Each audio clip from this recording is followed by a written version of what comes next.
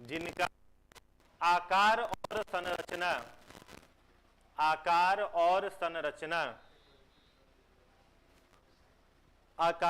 संरचना एक समान होता है,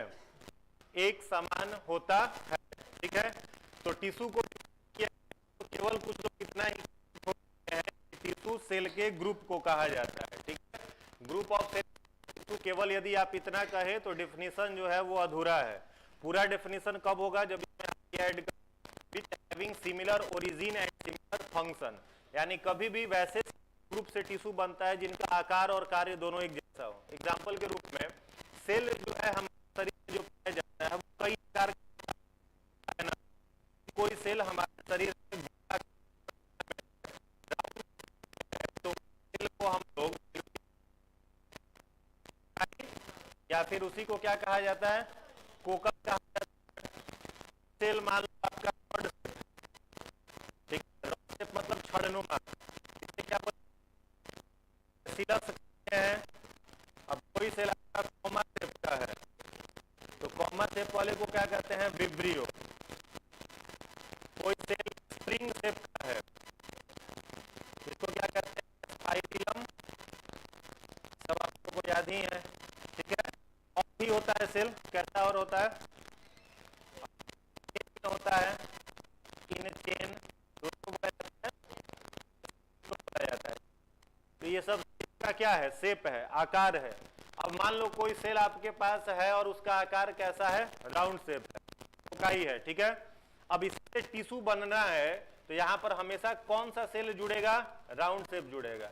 ऐसा नहीं, अब मान लो कोई सेल आपके पास रॉड शेप का है, छड़नुमा है, इसके साथ कैसा सेल जुड़ेगा, रॉड शेप ही जुड़ेगा, छड़नुमा कोशिका ही जुड़ते चली जाएगी। कोई कोशिका मान लीजिए कॉमा शेप का है, इसके साथ जो भी जुड़ेगा वो सब कैसा जुड़ेगा, स्प्रिंग शेप का कोई सेल है तो इसके साथ कौन जुड़ेगा, स्प्रिंग शेप ही सेल जुड़ेगा। एग्जाम्पल के रूप में एक बैक्टीरिया होता है जिसका नाम है कोकस निमोनाई, ठीक है।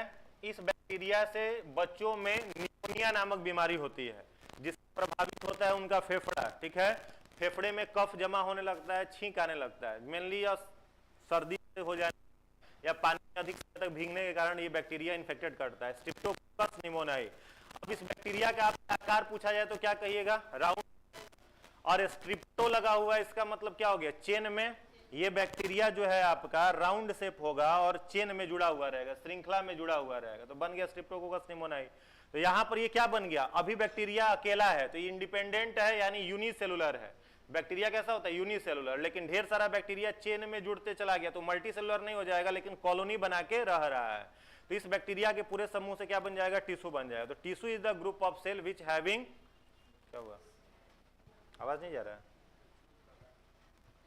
हाथ में लेके उसको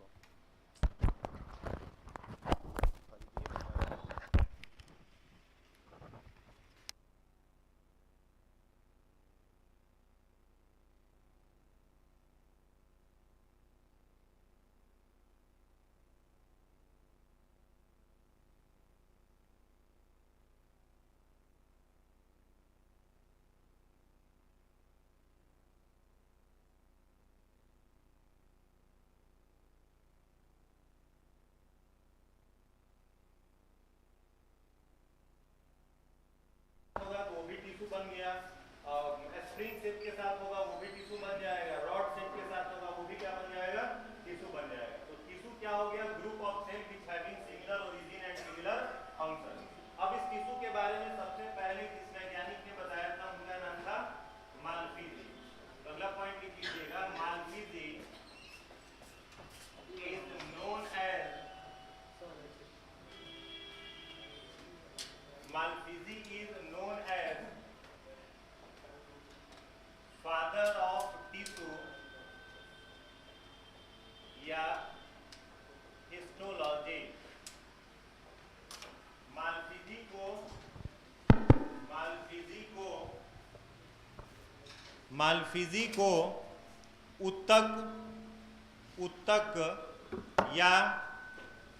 माल्पीजी को ऊतक या हिस्टोलॉजी का जनक, ऊतक या हिस्टोलॉजी का जनक कहते हैं, ऊतक या हिस्टोलॉजी का जनक कहते हैं। ठीक है, सेल का जनक किसे कहा गया था? रॉबर्ट हुक को, याद है ना। और इनको क्या बोला जाएगा? फादर ऑफ टिश्यू, टिश्यू का जनक। अब टिश्यू जो है इसका क्लासिफिकेशन यदि हम लोग करना चाहें तो दो वर्गों में कर सकते हैं। टिश्यू को आप लोग बांट सकते हो दो वर्गों में। एक होता है जिसे कहा जाता है प्लांट टिश्यू, या अगर हिंदी में कहें तो पादप ऊतक, और दूसरा हो जाएगा एनिमल टिश्यू, एनिमल टिश्यू, इसको कहेंगे जंतु ऊतक। इसका भी कुछ क्लासिफिकेशन होगा। प्लांट टिश्यू जो है इसे हम लोग दो भागों में बांटेंगे। एक हो जाएगा आपका मेरिस्टेमेटिक, मेरिस्टेमेटिक टिश्यू, हिंदी में इसे कहा जाएगा विभोजोतक। और दूसरा जो होगा परमानेंट टिश्यू, इसे बोलेंगे अस्थाई ऊतक। मेरिस्टेमेटिक का क्लासिफिकेशन तीन वर्गों में। पहला एपिकल मेरिस्टेमेटिक टिश्यू, इसे कहेंगे अग्र विभोजोतक। दूसरा लेटरल मेरिस्टेमेटिक टिश्यू, पश्च विभोजोतक। और तीसरा इंटरकैलरी मेरिस्टेमेटिक टिश्यू, इसको कहेंगे मध्य विभोजोतक। परमानेंट टिश्यू के दो भाग, सिंपल परमानेंट टिश्यू और दूसरा कॉम्प्लेक्स परमानेंट टिश्यू। सिंपल के तीन भाग, पैरेनकाइमा, कॉलेनकाइमा और तीसरा एस्केलेरेनकाइमा। और कॉम्प्लेक्स के दो भाग हो जाएगा जाइलम फ्लोएम।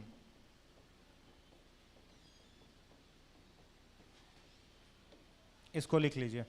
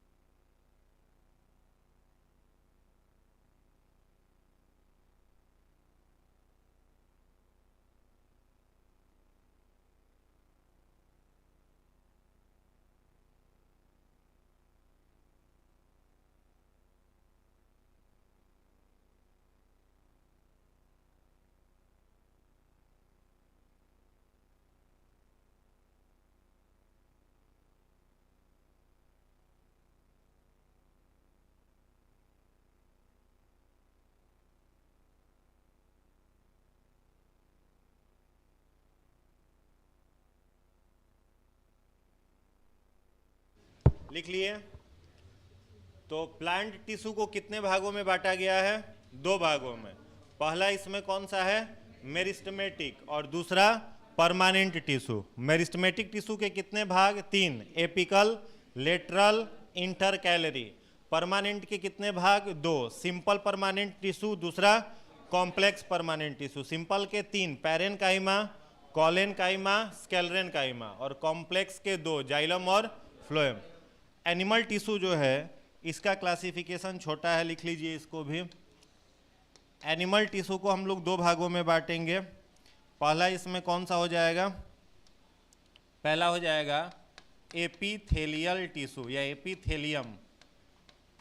एपिथेलियम टिश्यू, इसको कहते हैं हिंदी में उपकला उत्तक, उपकला उत्तक। और दूसरा इसमें होता है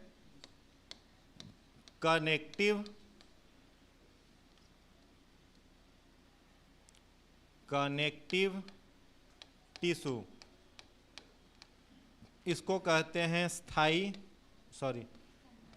संयोजी उत्तक। संयोजी उत्तक।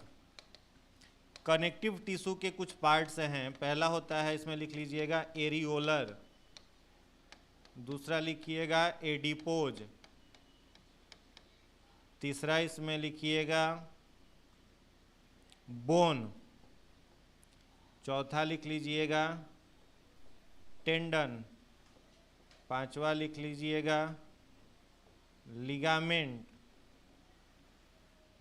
इसी में हो जाता है ब्लड भी, सेलेक्सर भी इसी में हो जाएगा।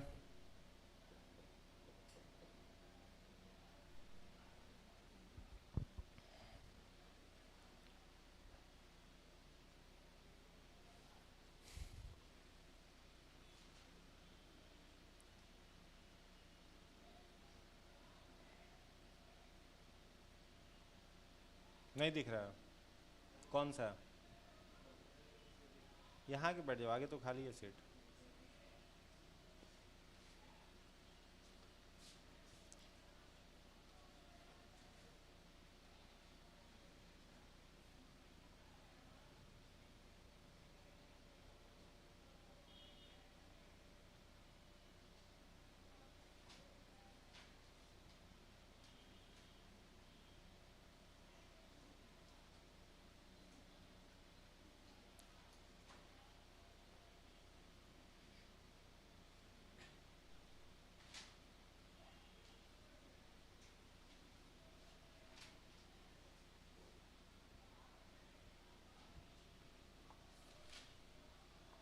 लिख लिए। एनिमल टिश्यू का क्लासिफिकेशन केवल 2 वर्गों में है। ऐसे और भी होता है, स्क्वेमस होता है, ठीक है, मस्कुलर टिश्यू होता है, लेकिन वो सब आसान है। एग्जाम के पॉइंट ऑफ व्यू से यही इंपॉर्टेंट है। आ जाइए। पहला इसमें कौन सा हो जाएगा? एपिथेलियल, और दूसरा कौन सा हो जाएगा? कनेक्टिव। बस ये 2 को याद कर लेना है आपको। चलिए अब एक एक करके देख लेते हैं। पहला हेडिंग बना लीजिए आप, प्लांट टिश्यू। पहले प्लांट का खत्म करते हैं, फिर एनिमल में। पहला लिख लीजिएगा इसमें प्लांट टिश्यू। प्लांट टिश्यू, इसमें डैश दे करके लिखेंगे पहला point. Plants are multicellular eukaryotic, multicellular eukaryotic organism with a dead cell wall of cellulose। Hindi वाले लोग लिखेंगे पौधे बहुकोशिकीय, पौधे बहुकोशिकीय यूकैरियोटिक जीव हैं, बहुकोशिकीय यूकैरियोटिक जीव हैं जिनमें सेलुलोज की बनी कोशिका भित्ति, जिनमें सेलुलोज की बनी कोशिका भित्ति पाई जाती है। सेलुलोज की बनी कोशिका भित्ति पाई जाती है। अब इसमें पहला जो था टिश्यू मेरिस्टेमेटिक टिश्यू, उसके विषय में लिखेंगे मेरिस्टेमेटिक टिश्यू या हिंदी में विभोज्योतक, विभोज्योतक, ठीक है, विभोज्योतक। अब देखिए प्लांट टिश्यू जो है, इस प्लांट टिश्यू में क्या लिखा गया है, पौधे कैसे होंगे, बहुकोशिकीय। बहुकोशिकीय का मतलब क्या, नंबर्स ऑफ सेल एक से अधिक। यूकैरियोटिक का मतलब क्या, विथ ट्रू न्यूक्लियस, ठीक है, यू मतलब ट्रू हो जाएगा और कैरियोटिक का मतलब क्या हो जाएगा, न्यूक्लियस। उनमें केंद्रक पाया जाता है, इसलिए पौधों को क्या बोलेंगे, यूकैरियोटिक, ठीक है। और मल्टी सेलुलर का मतलब क्या हो जाएगा, बहुकोशिकीय, यानी ढेर सारे सेल वाले। प्लांट में क्या पाया जाता है, सेल वाल, किस चीज का बना हुआ, सेलुलोज का बना हुआ सेल वाल होता है। मेरिस्टेमेटिक टिश्यू जो है इसकी विशेषता होती है, तो लिखेंगे this tissue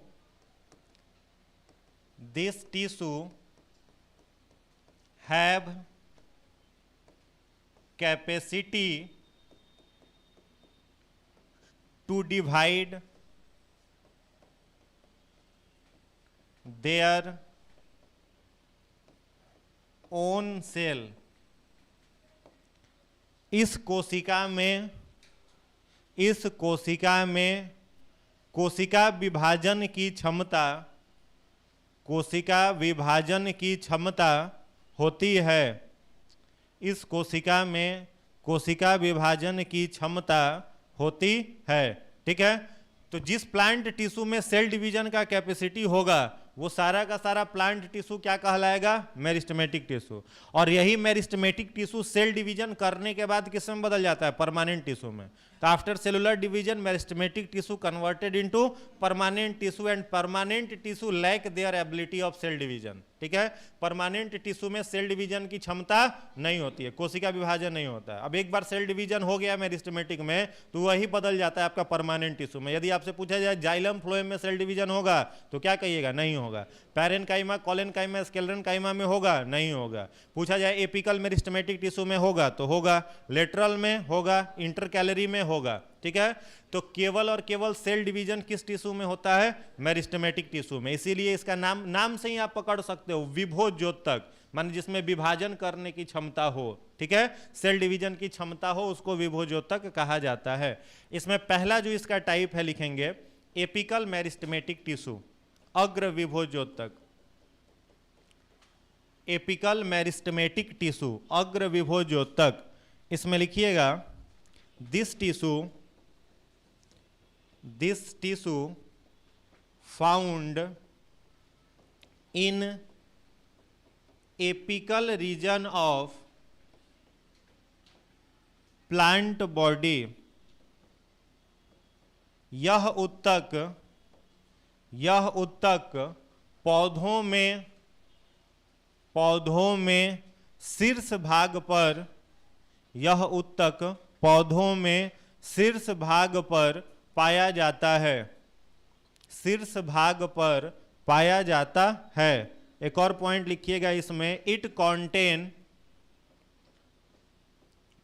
oxygen hormone, so it promote length of plant body. Hindi वाले लोग लिखेंगे इसमें ऑक्सीन नामक हार्मोन पाया जाता है, ऑक्सीन नामक हार्मोन पाया जाता है, कॉमा, यह पौधों में लंबाई को बढ़ाता है, पौधों में लंबाई को बढ़ाता है। दूसरा इसमें लिखेंगे इंटरकैलरी मेरिस्टेमेटिक टिश्यू, मध्य विभोज्योतक,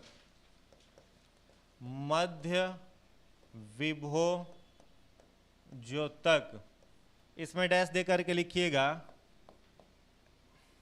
it provide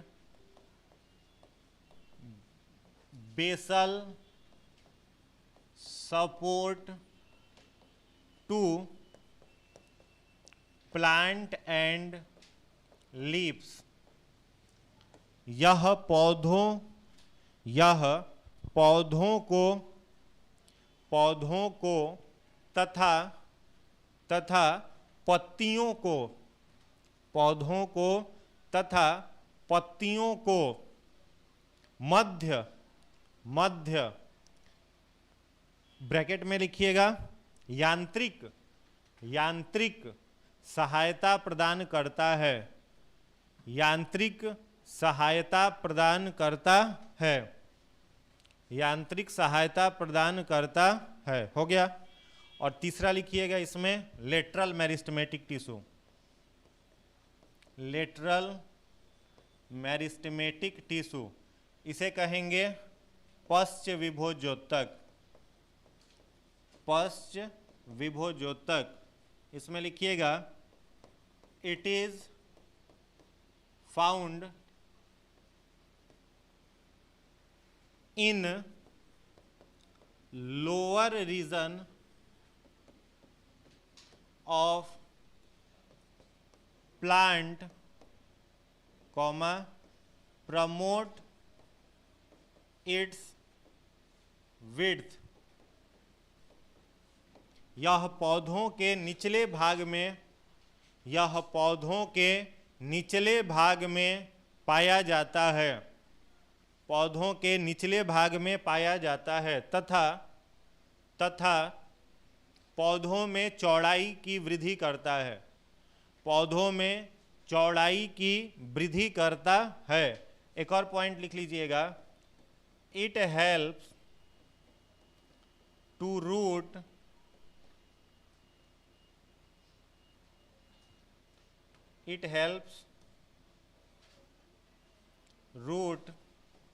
to hold soil strongly। यह जड़ को मिट्टी से बांध कर रखता है। यह जड़ को मिट्टी से बांध कर रखता है। जड़ को मिट्टी से बांध कर रखता है। ठीक है। अब मान लो कोई भी पौधा है, प्लांट है, तो प्लांट के बॉडी को हम लोग कितने भागों में बांटते हैं? नॉर्मली 3 भागों में। एक होता है जिसको क्या कहते हैं? फूट। फूट का मतलब क्या होता है? जड़। रूट को फूट बोला जाता है। दूसरा क्या होता है? सीटा, मतलब तना। और तीसरा क्या होता है? कैप्सूल। और कैप्सूल का मतलब पत्ता। तो प्लांट बॉडी कितने भागों में बटा होगा? कुछ को छोड़ के, जैसे थैलोफाइटा को छोड़ के। ठीक है।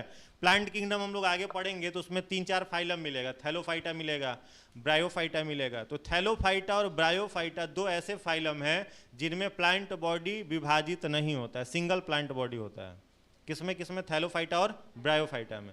टेरिडोफाइटा से प्लांट बॉडी 3 भागों में बंटना शुरू हो जाता है।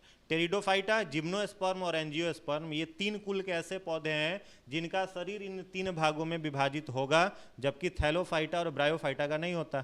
थैलोफाइटा में कौन सा प्लांट आता है? एल्गी। थैलोफाइटा में कौन आता है? एल्गी, जिसको शैवाल हिंदी में कहते हैं। अब एल्गी का भी कई सारा क्लासिफिकेशन है। कुछ एल्गी जो समुद्र में पाए जाते हैं और समुद्र में पाए जाने के कारण, उसी के कारण समुद्र का पानी लाल दिखाई जैसा है। लाल सागर है एक, रेड ओशियन, उसका पानी कैसा है? लाल। तो उसमें कौन सा एल्गी पाया जाता है? रहोडोफाइसी। एल्गी का नाम है रहोडोफाइसी। उससे पूरे उस समुद्र के पानी का रंग लाल दिखाई देता है। समझ गए? अब कुछ पानी पर एल्गी जो होता है वो चट्टान पर पाया जाता है। तो चट्टान पर पाए जाने वाले एल्गी को फियोफाइसी बोला जाता है। फियोफाइसी। तो देखो फाइसी जो वर्ड आ रहा है, क्यों आ रहा है? एल्गी के स्टडी को क्या कहते हैं? फाइकोलॉजी लिखवाए थे ना, फाइकोलॉजी बोला जाता है, इसलिए फाइसी फाइसी वर्ड सारे एल्गी के नाम में आएगा। रहोडोफाइसी लाल एल्गी, ठीक है, लाल शैवाल। फियोफाइसी ब्राउन एल्गी, भूरे शैवाल। ये कहाँ पर पाए जाते हैं? तो चट्टानों पर, ठीक है ना, रॉक्स पर। जो चट्टान होता है तो चट्टानों के बीच में जो नमी वाला क्षेत्र होता है वहाँ पर फियोफाइसी पाया जाता है। और एक होता है क्लोरोफाइसी। तो क्लोरो जैसे ही वर्ड लगा क्या समझ जाइएगा? रंग कैसा होगा? हरा। और फाइसी मतलब शैवाल। तो हरे शैवाल को क्या बोला जाता है? क्लोरोफाइसी। इसका प्रयोग कई सारे स्थानों पर भोजन में किया जाता है, सलाद के रूप में। इसको सुखा करके प्रोटीन इसमें अधिक पाया जाता है, तो कई सारे प्रजातियां ऐसी हैं जो सलाद के रूप में इसका प्रयोग भोजन में करती हैं। साथ ही साथ इसको हम लोगों ने अपने घरों में भी देखा होगा, जहाँ पर पानी रिसते रहता है वहाँ पर काई लग जाता है, देखे है ना? तो जहाँ काई लगा रहता है वही एक क्लोरोफाइसी। जो घर में काई लग जाता है वही क्या कहलाता है? क्लोरोफाइसी कहलाता है। हरा शैवाल है वो, ठीक है। तो शैवाल का कितना हो गया आपका? 3। तो वो शैवाल का बॉडी 3 भागों में विभाजित नहीं होगा, क्योंकि वो थैलोफाइटा में आता है, सिंगल प्लांट बॉडी है। काई में देखें लीफ रूट स्टेम दिखता है आपको? नहीं है, कुछ नहीं है उसमें। जबकि ये दूसरा कौन सा हो जाता है? ब्रायोफाइटा। तो ब्रायोफाइटा को बोला जाता है एम्फीबियन ऑफ प्लांट किंगडम। जबकि थैलोफाइटा जो है ना, वह थैलोफाइटा केवल कहाँ पर पाया जाता है? पानी में। शैवाल कभी भी होगा तो कहाँ होगा? पानी में रहेगा, वो जलीय जीव, पूर्णतः जलीय जीव है। जबकि ब्रायोफाइटा को बोला जाता है एम्फीबियन ऑफ प्लांट किंगडम। तो amphibian of plant kingdom bryophyta को जो बोला जाता है, उसका मीनिंग क्या है? एम्फीबियन मतलब क्या होता है? जो जमीन और पानी दोनों जगहों पर है। जैसे मेढक क्या है? Amphibian of animal kingdom. मेढक क्या हो गया? Amphibian of animal kingdom. उभयचर हिंदी में कहते हैं। मगरमच्छ को भी आप क्या कहिएगा? उभयचर कहिएगा। कछुआ क्या है? उभयचर। जबकि पौधों में उभयचर केवल कौन होता है? ब्रायोफाइटा। और वो ब्रायोफाइटा जमीन पानी दोनों स्थानों पर पाया जाएगा, लेकिन उसका शरीर फूट, सीटा और कैप्सूल में डिवाइडेड नहीं होगा, बटा हुआ नहीं रहेगा, ठीक है। तो नॉर्मली ये मान लो कोई एक प्लांट बॉडी है, तो प्लांट बॉडी का ये वाला जो भाग है, ऊपरी, सबसे ऊपरी हिस्सा जो है, इसी को हम लोग बोलेंगे क्या? एपिकल मेरिस्टेमेटिक टिश्यू, अग्र विभोजोतक, ठीक है। ये वाला जो मिडिल हिस्सा हो गया, बीच का भाग, इसको बोलेंगे inter calorie meristematic tissue, inter calorie meristematic tissue, ठीक है। और उसके बाद ये वाला जो साइड का हिस्सा बच गया, ये वाला जो पूरा भाग बच जा रहा है, ये सब आपका क्या हो जाएगा? लेटरल। ये पूरा भाग जो हो जाएगा, यह हो जाएगा आपका लेटरल मेरिस्टेमेटिक टिश्यू, ठीक है। यह अग्र विभोजोतक, बीच वाला जो भाग है जो पौधों को यांत्रिक सहायता देता है और मध्य बैलेंस देता है, वो हो जाता है इंटर कैलरी मेरिस्टेमेटिक टिश्यू। और साइड में जो ये पूरा का पूरा बच गया, नीचे तक, जड़ तक जो बचा रह गया, वो कहलाता है लेटरल मेरिस्टेमेटिक टिश्यू, ठीक है। तो लंबाई को बढ़ाने का काम कौन करेगा? ये करेगा। टू प्रमोट लेंथ, कौन सा? Apical meristematic tissue. आपको याद होगा प्लांट हार्मोन जब हम आपको पढ़ा रहे थे तो उसमें पत्ता के बारे में बताए थे, याद है? और पत्ता का ये वाला भाग ऊपर का जो होता है, यह एपिकल पार्ट कहलाता है। लीफ का ये भाग क्या कहलाएगा? एपिकल रीजन कहलाएगा। अग्र भाग कहलाएगा, हरा में हरा दिख रहा है ना, है? ये भाग क्या कहलाएगा? लीफ का एपिकल पार्ट कहलाएगा। और इसी एपिकल पार्ट पर एक प्रमुख पादप हार्मोन पाया जाता है, जिसको क्या कहते हैं? Auxin. And auxin is also called growth promoter hormone. जैसे जंतुओं में एसटीएच होता है, वैसे ही पौधों में कौन सा है? ऑक्सिन है। यह पौधों में लंबाई को प्रमोट करता है। तो पौधा कभी भी लंबा होगा तो कहां से होगा? उसके एपिकल भाग से होगा। या फिर मान लो टहनी है, तो टहनी का ये वाला भाग, इसका एपिकल पार्ट है, यहां पर भी ऑक्सिन हार्मोन होगा। पौधों में जो जड़ होता है, तो जड़ में रूट हेयर्स निकले हुए रहते हैं, रहता है ना। तो रूट हेयर्स का जो ये वाला भाग है, ये भी इसका एपिकल भाग है। और यहाँ पर भी कौन सा हार्मोन मिलेगा आपको? ऑक्सिन हार्मोन, ठीक है। तो प्लांट बॉडी का सारा एपिकल पार्ट में ऑक्सिन हार्मोन पाए जाने के कारण यह पौधों में लंबाई को बढ़ाएगा, ठीक है। तो पूछा जाए आपसे कि एपिकल मेरिस्टेमेटिक टिश्यू कहाँ कहाँ है, तो आप क्या कहिएगा? लीफ में। और कहाँ कहोगे? रूट में। और कहाँ कहोगे? स्टेम में। तो पौधों के इन तीनों भाग में सबसे ऊपरी वाले हिस्से पर, tip of the plant body, Hindi में क्या लिखवाया? शीर्ष भाग पर लिखवाया है ना। तो शीर्ष भाग मतलब सबसे ऊपरी भाग, ठीक है, वहां पर ये पाया जाएगा। उसके बाद देखिए ये इंटर कैलरी मेरिस्टेमेटिक टिश्यू। एक प्लांट अगर हम लोग ट्री बना लें, ठीक है, कोई अगर ट्री आप बना लो, तो ट्री का ये मिडिल पार्ट जो है इंटर कैलरी मेरिस्टेमेटिक टिश्यू है। वैसे ही पत्ता जो है, ये लीफ जो है यहाँ पर, तो इस लीफ में यदि आप देखिए तो पत्ता का ये मध्य भाग देखे हैं, इसको सूर्य के प्रकाश में आसानी से देख सकते हैं, ठीक है। और भी देखिएगा तो इसमें इस तरीके से छोटे छोटे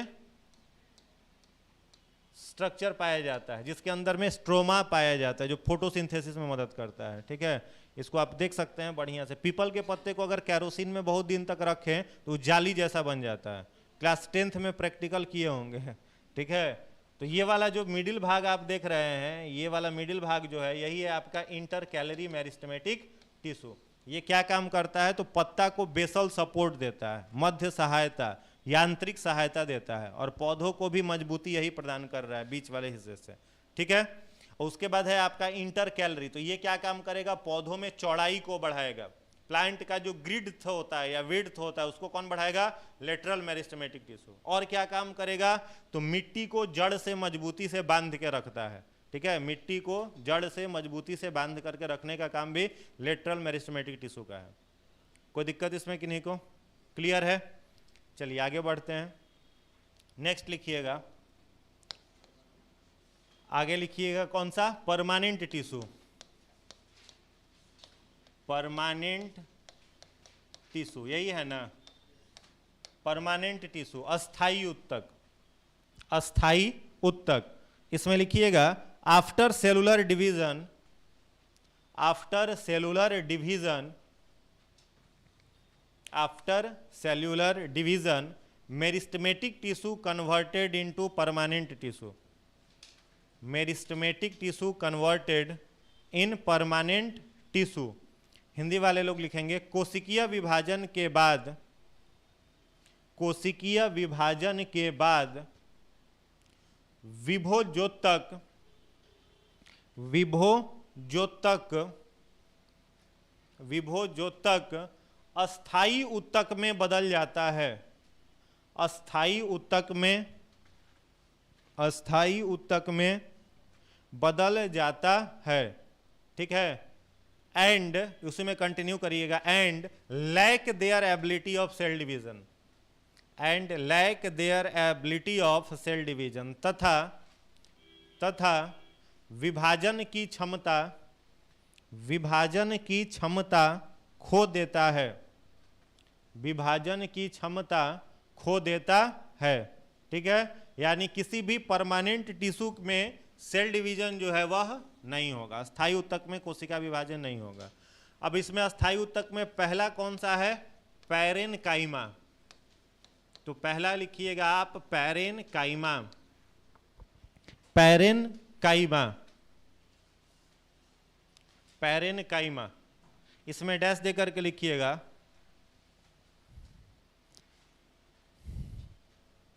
it is also known as, it is also known as, known as aerenchyma, it is also known as aerenchyma. इसे एरेनकाइमा भी कहते हैं, इसे एरेनकाइमा भी कहते हैं, एरेनकाइमा भी कहते हैं। आगे लिखिएगा, due to presence of intercellular space, due to presence of intercellular space, it is soft in nature, it is soft in nature. Hindi वाले लोग लिखेंगे अंतः कोशिकीय स्थान, अंतः कोशिकीय स्थान होने के कारण, होने के कारण ये मुलायम होते हैं, अंतः कोशिकीय स्थान होने के कारण ये मुलायम होते हैं। आगे लिखिएगा, it is found in leaves, it is found in leaves, यह पत्तों में पाए जाते हैं, it is found in leaves, यह पत्तों में पाए जाते हैं।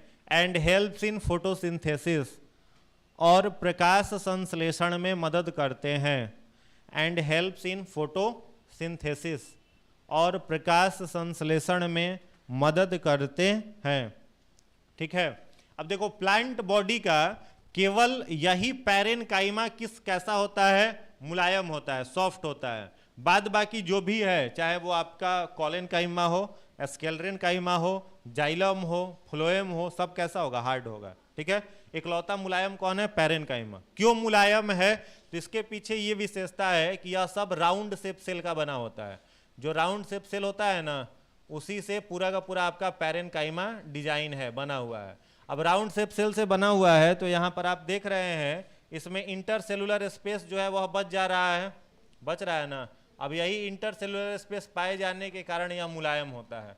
यही इंटरसेलुलर स्पेस नहीं होता है तो ये कैसा हो जाता है, हार्ड हो जाता है, कठोर हो जाता है, ठीक है। अब due to presence of this intercellular space it is also known as aerenchyma. चूंकि एयर गैपिंग स्पेस इसमें अवेलेबल है, इसीलिए इसको एरेनकाइमा एक अतिरिक्त नाम से भी जाना जाता है। तो पैरेनकाइमा कहो या एरेनकाइमा कहो, बतिया इज सेम, ठीक है। दोनों बात क्या है, बराबर है, एक ही है, पैरेनकाइमा या एरेनकाइमा। एरेनकाइमा क्यों कहेंगे, एयर गैपिंग स्पेस है, इस कारण से कहेंगे। और चूंकि यह पत्ता में है, लीफ में है, तो लीफ का पूरा एक ही कारोबार है। क्या कारोबार है उसका, खाना बनाना, प्लांट में फोटोसिंथेसिस करना। तो प्रकाश संश्लेषण यदि होगा तो उसमें रिक्त स्थान चाहिए ना, जहां पर भोजन बच सके, स्टोर हो सके, तो ये काम यही करता है, आपका पैरेनकाइमा करता है। तो प्रकाश संश्लेषण में मदद करने वाला टिश्यू कौन सा हो गया, पैरेनकाइमा। पैरेनकाइमा के बाद दूसरा लिखेंगे कॉलेनकाइमा। Collenchyma,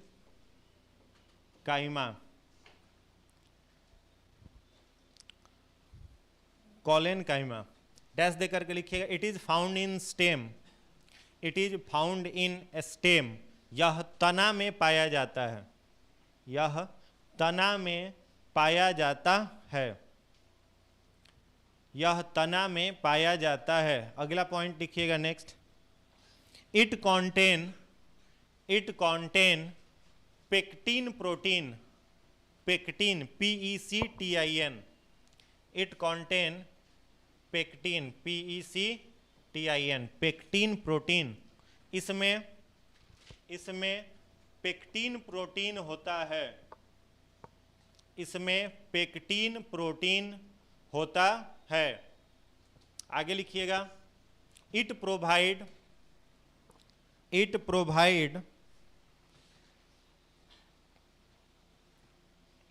flexibility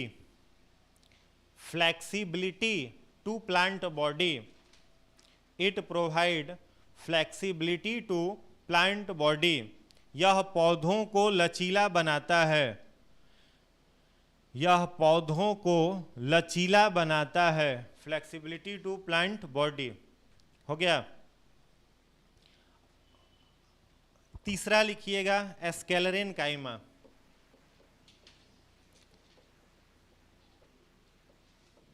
एस्केलेरेनकाइमा। इसमें लिखिएगा एस्केलेरेनकाइमा में it is a dead tissue,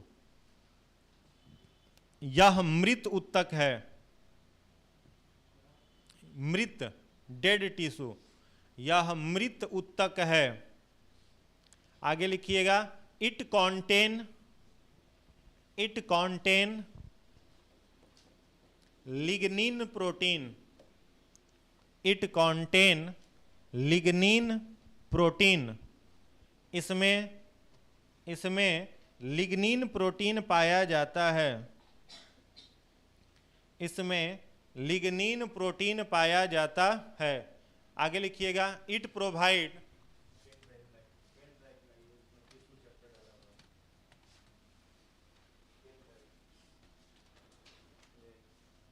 क्या लिखें, इसमें लिग्निन प्रोटीन पाया जाता है। आगे लिखिएगा। It provide turgidity, TURGIDITY, turgidity, comma rigidity, REGIDITY, rigidity, comma strength, comma mechanical support, comma hardness to plant body, hardness to plant body. Hindi वाले लोग लिखेंगे यह पौधों को कठोर, कॉमा मजबूत, कॉमा यांत्रिक सहायता इत्यादि प्रदान करता है, इसके एग्जाम्पल में लिखिएगा। हस्क ऑफ कोकोनट, एग्जाम्पल में लिखेंगे husk of coconut, HUSK, husk of coconut, comma outer covering of seeds and nuts, outer covering of seed and nuts, seed and nuts.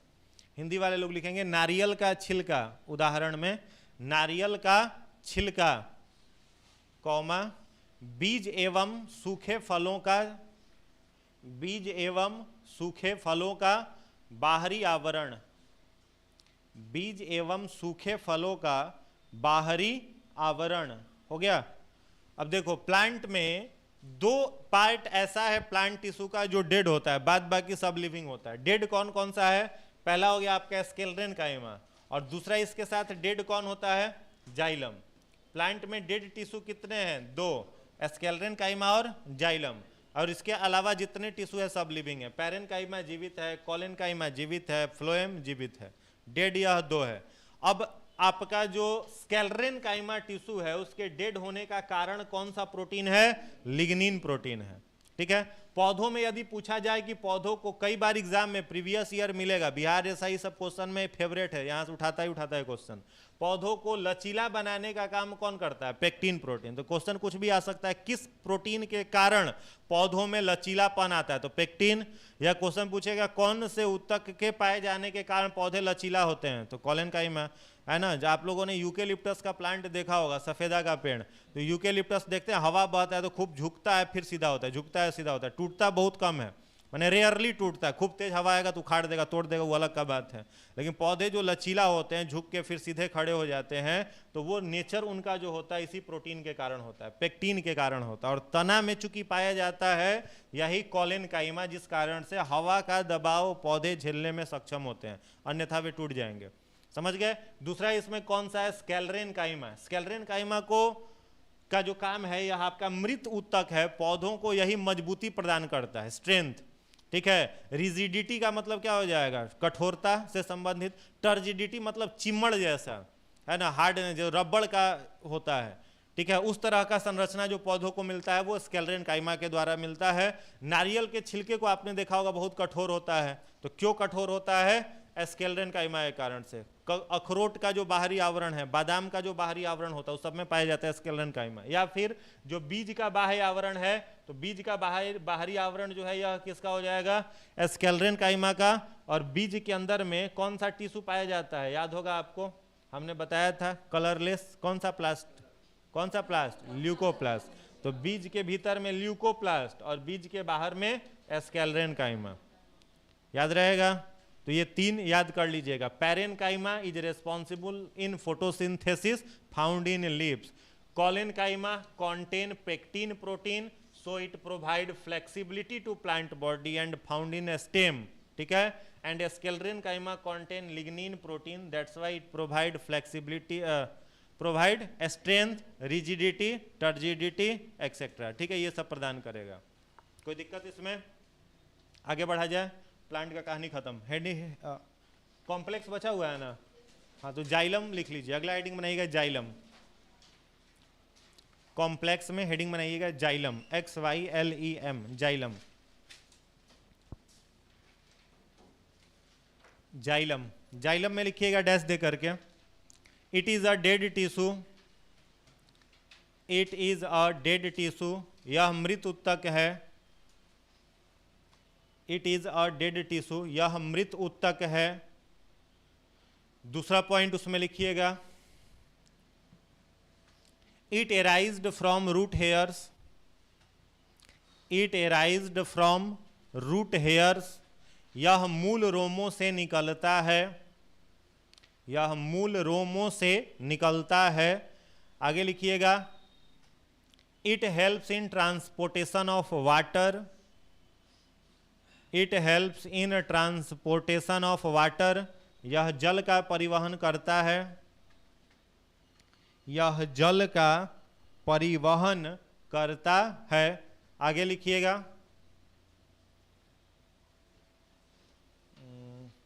आगे लिखिएगा, it's flow is unidirectional, it's flow is unidirectional, इसका बहाव एक दिशीय होता है, इसका बहाव एक दिशीय होता है।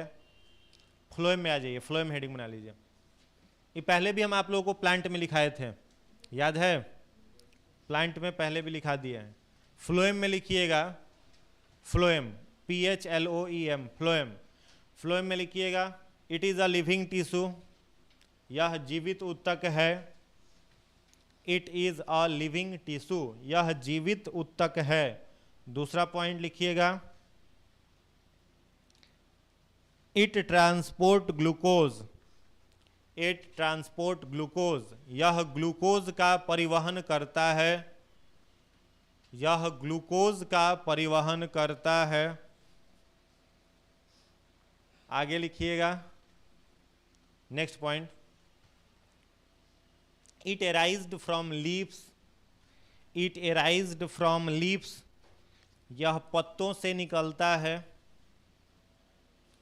यह पत्तों से निकलता है। आगे लिखिएगा it's flow is multi directional. It's flow is multi directional, इसका बहाव बहुदिशीय होता है। इसका बहाव बहुदिशीय, इसका बहाव बहुदिशीय होता है। हो गया? अच्छा, फ्लोएम में न्यूक्लियस होगा कि नहीं होगा? बोलो। अब पीछे देखने लगे कॉपी। फ्लोएम में न्यूक्लियस होगा? तो क्यों बोले होगा? गलती से निकल गया। पूरा फ्लोएम में न्यूक्लियस नहीं होगा कि फ्लोएम के कुछ पार्टिकुलर हिस्से में नहीं होगा? पूरे हिस्से में नहीं होगा? हाँ, अरे पूरा न्यूक्लियस तो होगा ही, फ्लोएम में न्यूक्लियस होगा, केवल उसके सीब ट्यूब में नहीं होगा। समझ गए ना? वो याद रखिएगा, फ्लोएम के सीब ट्यूब में केवल न्यूक्लियस नहीं है, फ्लोएम में तो है ही। ठीक है? फ्लोएम का एक पार्टिकुलर उसका पार्ट है जिसको हम लोग हिंदी में चालनी नलिका कहते हैं, अंग्रेजी में कहते हैं सीब ट्यूब। जो लोग नहीं लिखे हैं वो लोग लिख लीजिए, nucleus is absent in sieve tube of phloem. Nucleus is absent in sieve tube of phloem. Phloem के चालनी नलिका में केंद्रक नहीं होता। फ्लोएम के चालनी नलिका, फ्लोएम के चालनी नलिका में केंद्रक, चालनी नलिका में केंद्रक नहीं होता। ठीक है? उसके कौन से ट्यूब में? सीब ट्यूब में। अब देखो यहां से जो रूट हेयर है, तो रूट हेयर कैसा होता है आपका? पोरस होता है। रूट हेयर कैसा होता है? पोरस। पोरस का मतलब हो जाएगा छिद्र। ठीक है? छिद्रनुमा रहेगा। और यहाँ पर नीचे में क्या? अच्छा, पौधे जो होते हैं वे अंडरग्राउंड वाटर को खींचते हैं या फिर इस मिट्टी में जो पानी का मॉइस्चर है उसको एब्जॉर्ब करते हैं। आया हुआ प्रश्न है, बताइएगा। मॉइस्चर को एब्जॉर्ब करता है, न कि अंडरग्राउंड वाटर को ही खींचेगा। अंडरग्राउंड वाटर इतना नीचे कहाँ से खींच लेगा? मिट्टी के नीचे का क्या खींचेगा? मॉइस्चर को खींचेगा, नमी को लेगा और उसको पानी के रूप में काम करता है। तो ये जो इसका रूट हेयर है वह कैसा होता है? पोरस। और यही रूट हेयर इस पानी के अंदर में जो नमी है उसको एब्जॉर्ब करता है। और जो भी नमी यह एब्जॉर्ब किया तो यहाँ से इसी जो आपका रूट हेयर है, इसको क्या बोलेंगे? रूट हेयर, मूल रोम। ठीक है? इसी रूट हेयर से उस मॉइस्चर को यह क्या करेगा? ऊपर में खींचेगा। और ऊपर में जिस ऑर्गेनल से खींचेगा इसी को बोला जाता है आपका जाइलम। तो जाइलम को याद कर लीजिए, जाइलम मतलब जल। ठीक है? जाइलम से खींचेगा और ये जो भी पानी ऊपर जाएगा ये हमेशा डाउनवर्ड टू अपवर्ड, एक ही दिशा में जाएगा। ठीक है? डाउनवर्ड टू अपवर्ड, नीचे से ऊपर की ओर यह पानी जाएगा और कहाँ संचित हो जाएगा? पौधों के पत्ते में।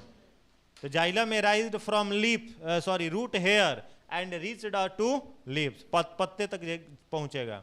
और पत्ता में जैसे ही पानी पहुंच जाएगा तो चार चीज प्लांट को मिलेगा। क्या क्या? सनलाइट। ठीक है? सनलाइट मिल गया, plus water, plus chlorophyll, plus carbon dioxide, यह चारों मिलेगा तो पौधा क्या बनाएगा? ग्लूकोज। तो ग्लूकोज यहाँ पर बना। अब यहाँ से जो पत्ता है उस पत्ता से जो टिश्यू निकलेगा इसको क्या बोलिएगा? फ्लोएम। तो फ्लोएम एराइज्ड फ्रॉम लीव्स। ठीक है? And reached up to all part of the plant body, पौधे के शरीर के सारे भागों तक यह गया रहता है। इसीलिए हमने फ्लोएम में क्या लिखा है? इसका बहाव कैसा होता है? Multi directional, बहुदिशीय। जाइलम का बहाव एक दिशा में, और फ्लोएम का बहाव बहुदिशीय पूरे पौधों में होगा। और यहाँ से अब भोजन का मतलब क्या, ग्लूकोज या कार्बोहाइड्रेट। पौधा भोजन में क्या बनाएगा, ग्लूकोज या कार्बोहाइड्रेट। तो उस कार्बोहाइड्रेट को पौधे के सारे अंगों तक पहुंचाने का कार्य जो है वह किसका रहेगा, फ्लोएम का रहेगा। याद रहेगा, कोई दिक्कत इसमें? चलिए, इसमें पेन ड्राइव लग गया।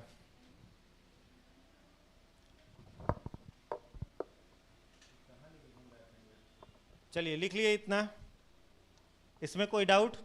इसको पीडीएफ से कर लिया जाए, पीडीएफ से करना होगा ना।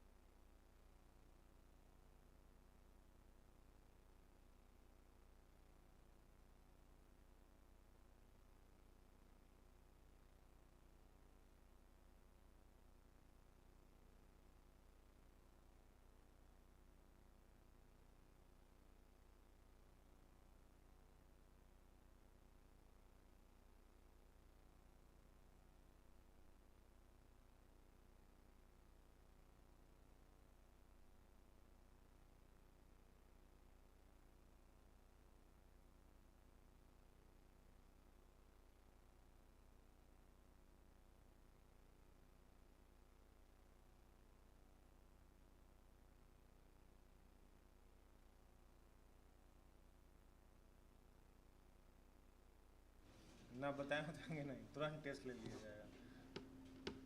ठीक है, अब पूरा मिला देंगे चैप्टर शुरू से लेकर के पूरा सेल तक, ताकि पीछे वाला भी आप लोगों को याद रहे। क्या, तब ना दिमाग का इस्तेमाल करिएगा। अभी तो हो नहीं रहा है, नहीं हो रहा है, कम हो रहा है। जिसको इसको 69 देना है वो सब कम से कम यूज करिए दिमाग का। अब प्रयोग करिए, 6 महीना तो इस्तेमाल करना है, फिर बंद कर दीजिएगा प्रयोग करना। मेहनत लगता होगा, दिमाग उपयोग करना पड़ता होगा, तो इसमें तो मेहनत वाला काम है। क्या करिएगा, मजबूरी है, करिए इसको इस्तेमाल और रटना शुरू कर दीजिए। आज से प्रयास कर रहे हैं, जो यूट्यूब पर सेशन लाएंगे वो वन लाइनर क्वेश्चन का ला रहे हैं। वन लाइनर में क्या करेंगे, उसमें ऑप्शन नहीं दिया जाएगा, ठीक है, डायरेक्ट लिखा रहेगा क्वेश्चन और उसका आंसर पूछेंगे। बता दिए तो ठीक, नहीं तो हम तो लिखेंगे ही, मजबूरी है, यूट्यूब पर तो खुद लिखना ही पड़ता है। तो उस पर उसके बाद आंसर लिखेंगे। अब ऑप्शन हटा दिया जाएगा, ऑप्शन हटा देगा तब बुद्धि का उपयोग आप लोग अधिक करोगे। ऑप्शन जब मिल जाता है ना, तो आप कंफर्ट जोन में घुस जाते हैं कि चारों में से एगो तो कोई होगा ही, अब दूगो तो आप छाट ही लेते हैं आसानी से, दूगो में कन्फ्यूजन होता होगा, 2 ऑप्शन में, तो वो मुश्किल हो जाएगा थोड़ा सा। ठीक है, बिना ऑप्शन का आंसर बताना, क्या ठीक है? तो उसको भी आप लोग देखिएगा और देख करके उसका क्या है, उसी से क्वेश्चन भी हो सकता है क्लास में पूछा है, क्योंकि जितना सारा क्वेश्चन देते हैं उसमें सब अलग से छाट के निकाला जाता है, तब जाकर के यूट्यूब पर कंटेंट आता है। ठीक है, तो उसको थोड़ा सा आप लोग सीरियसली देखने का प्रयास करेंगे। साइंस का मतलब 30 में 30 आना चाहिए, एक भी प्रश्न उसमें आपका परीक्षा में गलत नहीं हो, उसी से स्कोर बनना है। ठीक है, जो भूगोल इतिहास ये सब रटते रहते हैं, ये सब सही मारता है, गलत किसी का होता है तो साइंस ही सबका गलत होता है। अधिकांश जो भी आपके स्टूडेंट लोग जो है, जो बीपीएससी अटैम्प्ट लेता है, उसमें अगर आप निकाले रेशियो तो 70% से अधिक छात्र जो होते हैं वो ह्यूमैनिटीज़ बैकग्राउंड के होते हैं।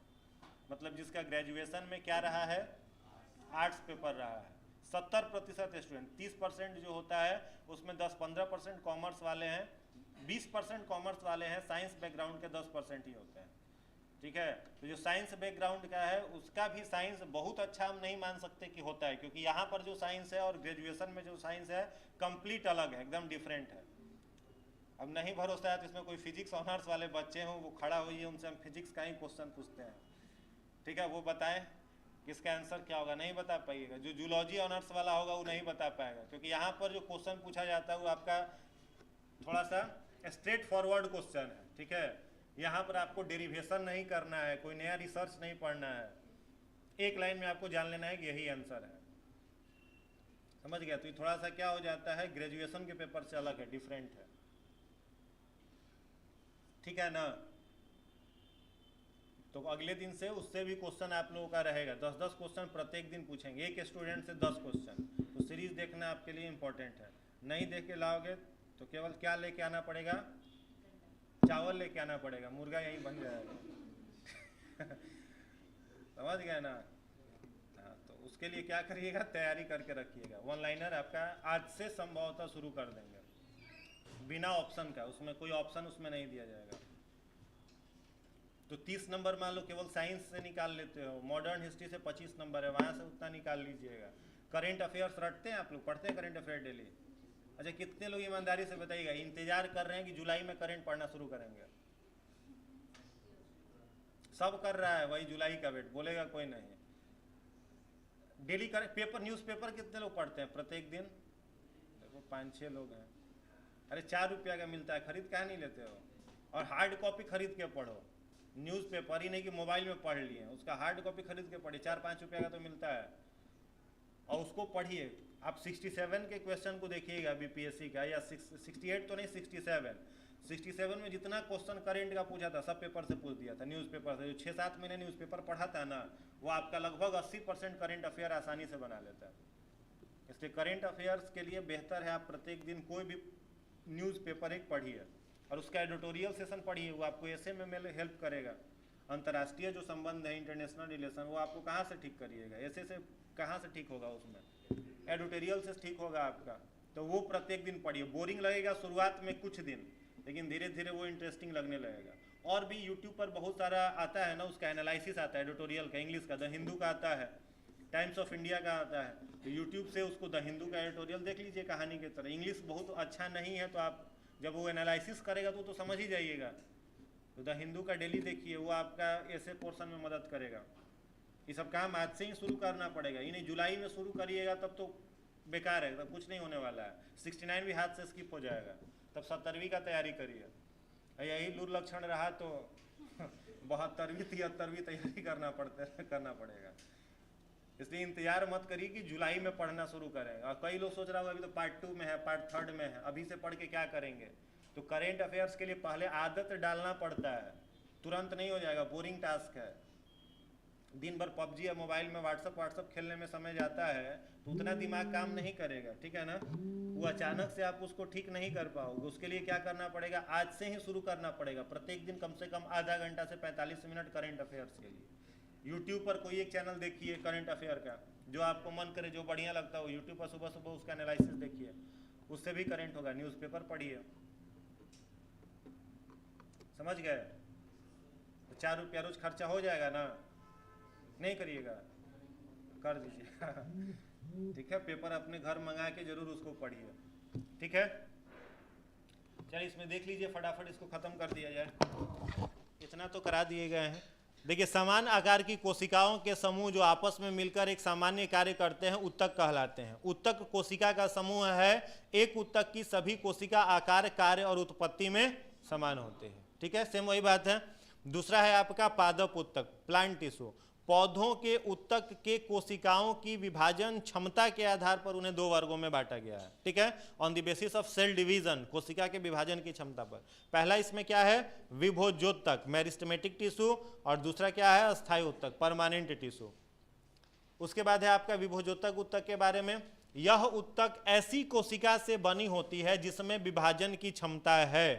उत्तक की कोशिकाएं गोल, अंडाकार, अंडाकार मतलब ओवल, ठीक है, या फिर बहुभुजी हो सकती हैं, अलग अलग शेप का हो सकता है। स्थिति के आधार पर विभोजोत्तक उत्तक को 3 भागों में बांटा गया है, यानी उनके लोकेशन के आधार पर कहाँ वे पाए जाते हैं। पहला इसमें है आपका एपिकल, जिसको अग्र विभोजोत्तक या शीर्षस्थ विभोजोत्तक भी कहते हैं। शीर्ष मतलब क्या होगा, सबसे ऊपरी भाग पर।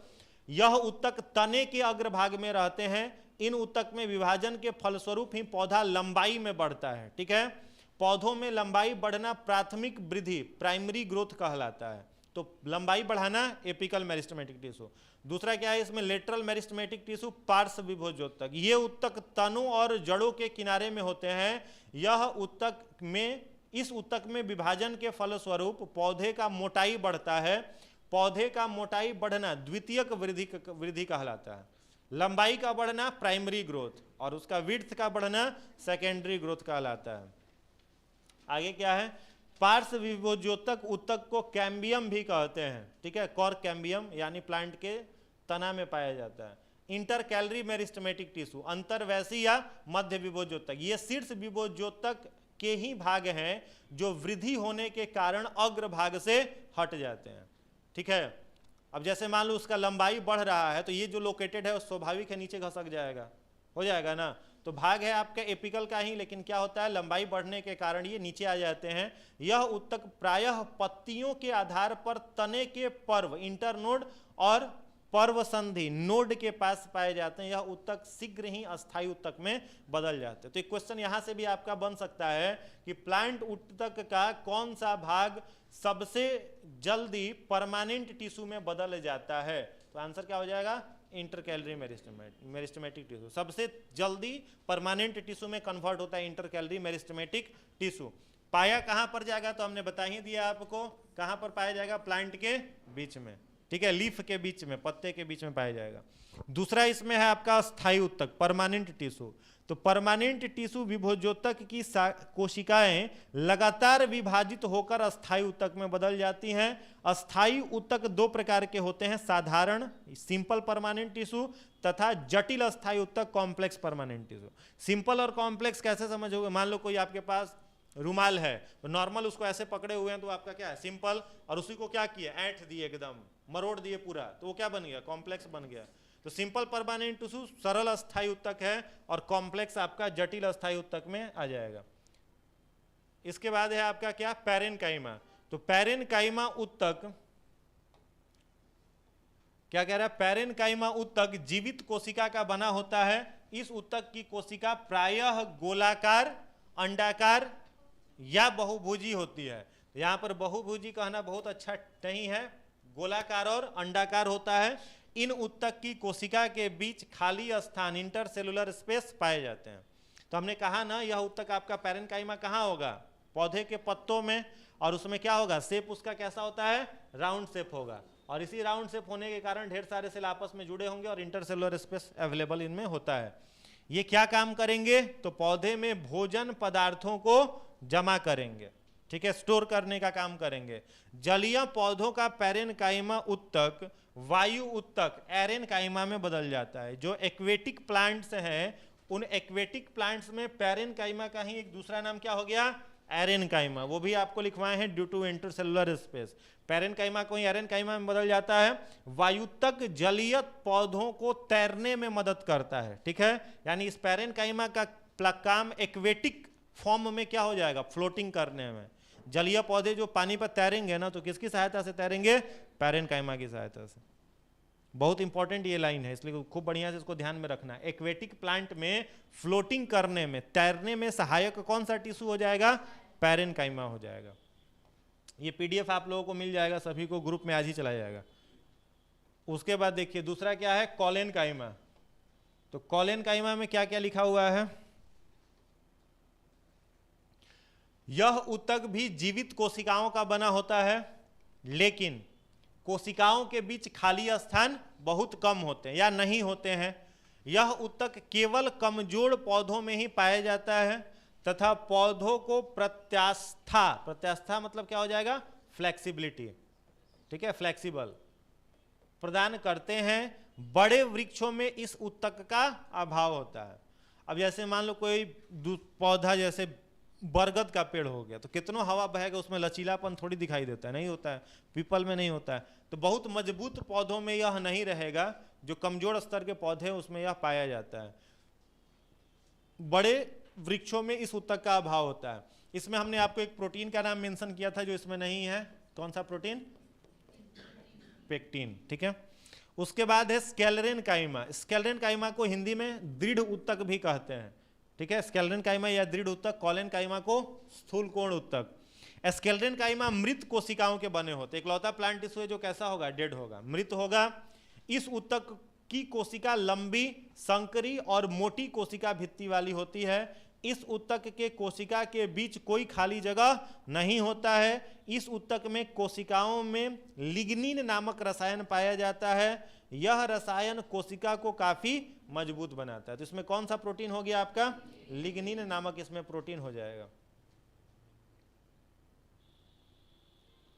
यह उत्तक बीज तथा फलों के ऊपर मजबूत आवरण बनाते हैं। पौधों से प्राप्त जूट, सनई, पटवा दृढ़ उत्तक है। ये सब जो लोग गाँव में रहे होंगे वो लोग जानते होंगे, सिटी बॉय लोग नहीं जान रहा होगा। जूट जानते हो? पटई, पटवा जो होता है? कौन? जूट और पटवा सेम हुआ? दूसरा होता है, सनई अलग है। आप गूगल पर सर्च करके दिखाएं, छोड़ो घरे जाके देखना। यह उत्तक पौधा को क्या करता है? यांत्रिकी सहायता, मैकेनिकल सपोर्ट देता है तथा पौधों को आंतरिक भागों से मजबूत बनाता है, सुरक्षा देता है। जटिल उत्तक हो गया कॉम्प्लेक्स, कॉम्प्लेक्स में दो, जाइलम और फ्लोएम। जाइलम उत्तक 4 प्रकार की कोशिकाओं का बना होता है। जाइलम उत्तक पूरे पौधे में पाया जाता है, जिसका प्रमुख काम है जल का संवहन करना। इसके अलावा जाइलम पौधों को यांत्रिक सहायता भी देता है, भोजन संग्रह भी करता है। भोजन संग्रह का लिए याद रखोगे, ये सब दिमाग को कंफ्यूज करेगा झूठो, ये सब याद मत रखना, ठीक है? कोई इंपॉर्टेंट इसका नहीं है। क्लियर?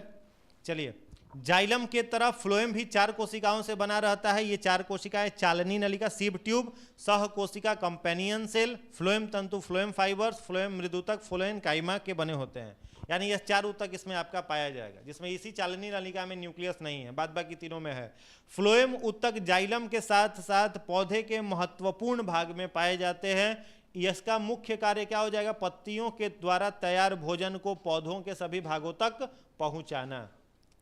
ये क्लियर है? अब है पौधों का प्रोटेक्टिव टिश्यू, ठीक है? रक्षी उत्तक के अंतर्गत बाह्य त्वचा या कॉर्क आते हैं। ये आपको उसमें लिखवाया नहीं कि इसको पहले समझ लीजिए। पौधों का रक्षी उत्तक या प्रोटेक्टिव टिश्यू, तो प्रोटेक्टिव टिश्यू किसे कहिएगा? आपको पूछे कि आपके बॉडी का प्रोटेक्टिव भाग कौन सा हो गया? आउटर पार्ट, स्किन हो गया, त्वचा हो गया। तो पौधों का क्या हो जाएगा? उसका बार्क। पौधों में क्या हो जाएगा? बार्क। बार्क मतलब पौधों का छाल। तो छाल को ही बायोलॉजिकल टर्म में बाह्य त्वचा या फिर इपीडर्मिस सेल कहते हैं। हम लोगों में कौन सा सेल है? बाहरी भाग हम लोगों का कौन सा है? इपीडर्मल लिखवाए हैं आप लोगों को, टिश्यू में लिखवाया है ना इपीडर्मल टिश्यू, और उसके बाद दूसरा क्या लिखवाया है? Connective tissue. तो हम लोगों के भी त्वचा का जो बाहरी भाग है वो कौन सा है? एपिडर्मल टिश्यू है। वैसे ही पौधों में भी एपिडर्मिस या बाह्य त्वचा होती है, जिसको बार्क कहा जाता है, छाल कहा जाता है। एपिडर्मस की कोशिकाएं पौधों के सभी भाग, जड़, तना, पत्ता की रक्षा करता है। यह उत्तक पौधों को जल हानि, परजीवी कवकों के प्रवेश तथा विभिन्न प्रकार के आघातों से बचाता है। अब मान लीजिए कोई भी प्लांट है, आपका पौधा है, तो उस पौधों में बरसात के दिनों में पूरा उसका प्लांट बॉडी किस चीज से भरा हुआ रहेगा? पानी से भींगा हुआ रहेगा। तो जब पानी से भींगा हुआ रहेगा प्लांट बॉडी, तो उसमें आपका क्लोरोफाइसी जो है वह इंटर कर सकता है कि नहीं? पौधा पर काई लग जाएगा उसके शरीर में, तो जब उसके बार्क पर काई लग गया तो काई अंदर भी प्रवेश कर सकता है। तो अंदर प्रवेश करेगा तो पौधे को डैमेज करेगा। तो उससे बचाता कौन सा है? Epidermal tissue. उसी को यहां पर लिखा गया है कि यह उत्तक पौधों को जल हानि परजीवी, यानी जल में तैयार हो रहे पैरासाइट, कवक, कवक जैसे ही लिखा तो तुरंत समझ जाओगे कौन सा फाइसी? क्लोरोफाइसी। इसके प्रवेश से बचाता है तथा बाहर के आघातों से, इंजरीज से प्रोटेक्ट करता है, ठीक है? दूसरा काम क्या है? मरुस्थलीय पौधों में यानी डेजर्ट प्लांट में, एपिडर्मिस में यानी ऐसी बाह्य त्वचा वाले प्लांट में क्यूटीन नामक जल अवरोधक रसायन पदार्थ बनाता है, जो पौधों में जल हानि को रोकता है। एग्जाम्पल के रूप में मान लो यह आपका कोई प्लांट है जो कहां पर उग रहा है? मरुस्थल में। तो मरुस्थल में उगेगा तो इस पौधे को बोला जाएगा जेरोफाइट्स। क्या बोलेंगे? जेरोफाइट्स इस प्लांट को बोला जाएगा, डेजर्ट एरिया में उगने वाला पौधा, ठीक है? अब इन पौधों का क्या होता है? पूरा का पूरा बाहरी त्वचा वैक्स के एक लेयर से, मोम की एक परत से ढका हुआ रहता है। और ये मोम की परत जो है वो किसकी बनी हुई होती है? क्यूटीन की बनी हुई होती है। अब क्यूटीन से यह पूरा प्लांट बॉडी ढका हुआ है। तो चूंकि यह मरुस्थल में है, तो पौधों में जो मिट्टी है यहाँ का, मरुस्थल का या जो बालू है, उसमें पानी की मात्रा न के बराबर है, बहुत कम मॉइस्चर है ना, तो एक तो इसे पानी मिल नहीं रहा है, और टेम्परेचर डेजर्ट एरिया का बहुत हाई है, तो रेट ऑफ ट्रांसपीरेशन भी फास्ट होगा। जब रेट ऑफ ट्रांसपीरेशन फास्ट होगा तो इसके अंदर पानी की मात्रा को बाहर निकलने से बचाएगा कौन? यही बचाएगा, क्यूटीन बचाएगा, वैक्स लेयर बचाएगा, और पौधे को सूखने से यह बचाता है। इसी कारण से जेरोफाइट्स प्लांट के ऊपर में मोम का बना हुआ या क्यूटीन का बना हुआ एक पदार्थ पाया जाता है। तो क्वेश्चन कैसे आ सकता है कि बताइए डेजर्ट एरिया में प्लांट का एपिडर्मिस किस चीज का बना हुआ है? मरुस्थलीय पौधों का एपिडर्मिस बाह्य त्वचा किस पदार्थ की बनी हुई है? तो क्या कहिएगा? क्यूटीन की बनी हुई है। या क्वेश्चन आपसे पूछेगा मरुस्थलीय पौधों में होने वाले जल हानि से कौन बचाता है? तो क्यूटीन बचाता है, बाह्य त्वचा उसकी बचाती है। याद रहेगा? हाँ,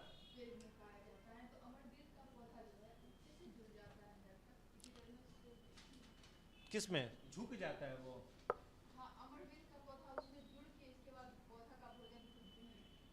तो वो आपका सिम्बायोटिक एसोसिएशन कर रहा है, वो स्वतंत्र रूप से नहीं ना रह सकता, उसको चढ़ने के लिए सहायता चाहिए ना।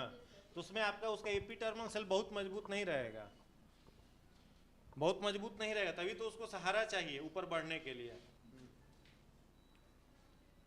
चलिए नेक्स्ट आइए। उसके बाद दूसरा इसमें क्या हो जाएगा? कॉर्क। पहला बाह्य त्वचा, दूसरा कॉर्क। तो कॉर्क में देखिए क्या है, कॉर्क में पहला पॉइंट इसमें क्या है? समय के साथ जब जड़ तथा तना पुराने हो जाते हैं तब तने के एपिडर्मिस के स्थान पर कॉर्क कैम्बियम आ जाता है। आपको याद होगा 1665 में रॉबर्ट हुक ने जो मृत कोशिका खोजी थी वो कहां से खोजी थी? कॉर्क कैम्बियम से। ठीक है, इसी से खोजा गया था मृत कोशिका, मृत कोशिका रॉबर्ट हुक के द्वारा 1665 ईस्वी में। ठीक है, तो जब ज्यादा पुराना कोई पौधा हो जाएगा तो उसका एपिडर्मिस यानी बाह्य त्वचा किस में बदल जाएगा? कॉर्क कैम्बियम में। यही कॉर्क कैम्बियम की कोशिका विभाजित होकर के कॉर्क का या छाल का निर्माण करती है। ठीक है, छाल जो होगा वो नए पौधे में, पौधा तुरंत जन्म ले रहा है, अभी आम का पौधा मान लीजिए 6-7 महीना या साल भर का, तो उसमें छाल आ जाता है क्या? नहीं आता है। उसमें क्या है? उसका एपिडर्मल त्वचा है। और वही जैसे ही पुराना बन जाएगा तो देखते होंगे पपड़ी जैसा उसमें से निकलने लगता है, तो वो क्या बन गया? उसका छाल बन गया, कॉर्क बन गया। ठीक है, तो एपिडर्मिस सेल ही क्या बनाता है? कॉर्क बनाता है। कॉर्क में क्या पाया जाता है? सुबेरिन नामक रसायन रहता है जिसके कारण कॉर्क से होकर जल तथा गैस नहीं जा सकता है। ठीक है, पौधों का जो छाल है तो छाल आपका सेलेक्टिवली परमिएबल नेचर का हो सकता था, जैसे हम लोगों के सेल में सेल मेम्ब्रेन किस नेचर का है? Selectively permeable. ये नहीं है। क्यों नहीं है? क्योंकि उसमें सुबेरिन पाया जाता है जिस कारण से पानी या कोई भी दूसरे गैस पौधों के शरीर में प्रवेश नहीं कर पाएगा। ठीक है, किसके कारण से? सुबेरिन नामक प्रोटीन के कारण से। अब देखिए एनुअल रिंग्स क्या होता है। तो एनुअल रिंग्स की सहायता से हम लोग पौधों का आयु ज्ञात करते हैं। क्या ज्ञात करते हैं? आयु। जितना एनुअल रिंग उसमें बना हुआ है, वार्षिक वलय बना हुआ है, उससे पता चलता है कि पौधा कितना पुराना है। तो वार्षिक वलय पौधे के 1 वर्ष के वृद्धि को दर्शाता है। पौधा में जितने वार्षिक वलय होते हैं पौधे की आयु उतनी मानी जाती है। यानी पौधा में यह क्या होगा? रिंग जैसा बना हुआ रहता है। ठीक है, किसी भी पौधा में यह कैसे बने रहेगा? रिंग जैसा बना हुआ रहेगा। तो जितना अधिक उसमें रिंग पाया जाएगा उतना उसका आयु रहता है। ऐसा क्षेत्र जहां सालों भर मौसम एक समान होता है वहां के पौधों में वार्षिक वलय नहीं बनते हैं। इंपॉर्टेंट लाइन है, जितने भी प्लांट जहां पर टेम्परेचर एक जैसा हमेशा है वहां पर एनुअल रिंग नहीं बनेगा। समुद्र के आसपास उगने वाले पौधों में वार्षिक वलय नहीं होते हैं क्योंकि समुद्र के आसपास सालों भर मौसम समान रहता है। जंतु तक यहाँ से आ जाएगा, इसको अगले दिन से हम लोग शुरू कर देंगे। ठीक है, टाइम हो गया है लगभग, आज इतना ही रहने देते हैं। एनिमल टिश्यू नेक्स्ट क्लास में।